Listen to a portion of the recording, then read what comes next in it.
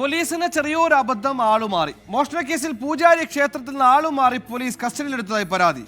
പത്തനംതിട്ട കോന്നി മുരുകമംഗലം ക്ഷേത്രത്തിലെ പൂജാരി വിഷ്ണുവിനെയാണ് കൊല്ലം ഇരുവപുരം പോലീസ് ആളുമാറി കസ്റ്റഡിയിലെടുത്തത്. ഒരു രാത്രി മുഴുവൻ സ്റ്റേഷനിലെത്തിയ ശേഷം ആളുമാറിയെന്ന് മനസ്സിലായതോടെ പോലീസ് വിഷ്ണുവിനെ മെല്ലെ വിട്ടയച്ചു.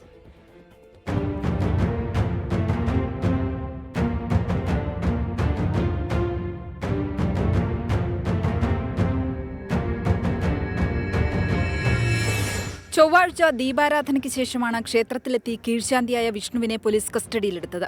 ആളുമാറിയെന്ന് ബോധ്യപ്പെട്ടതോടെ ബുധനാഴ്ച ഉച്ചയോടെ വിട്ടയച്ചു. ഒരു മാസം മുൻപ് കൊല്ലം പൂതക്കാട് ദേവി ക്ഷേത്രത്തിലെ വിളക്കുകളടക്കം മോഷണം പോയതിൽ ക്ഷേത്രം ഭാരവാഹികൾ പരാതി നൽകിയിരുന്നു. ഈ പരാതിക്കൊപ്പം മോഷണം നടത്തിയ ആളുമായി സാദൃശ്യമുണ്ടെന്ന തരത്തിൽ വിഷ്ണുവിന്റെ ഫോട്ടോയും ക്ഷേത്രം ഭാരവാഹികൾ പോലീസിന് നൽകി.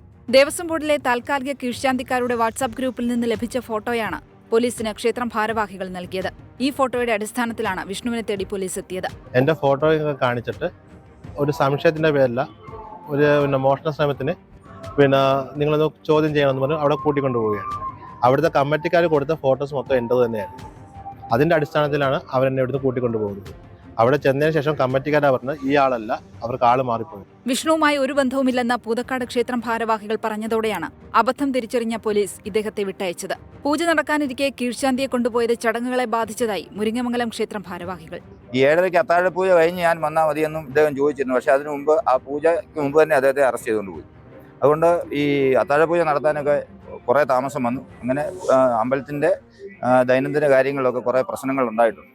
മുരിങ്ങമംഗലം ക്ഷേത്രം ഉപദേശക സമിതി സംഭവത്തിൽ പോലീസിനെതിരെ രൂക്ഷ വിമർശനമാണ് ഉയർത്തുന്നത്. 24 പത്തനംതിട്ട.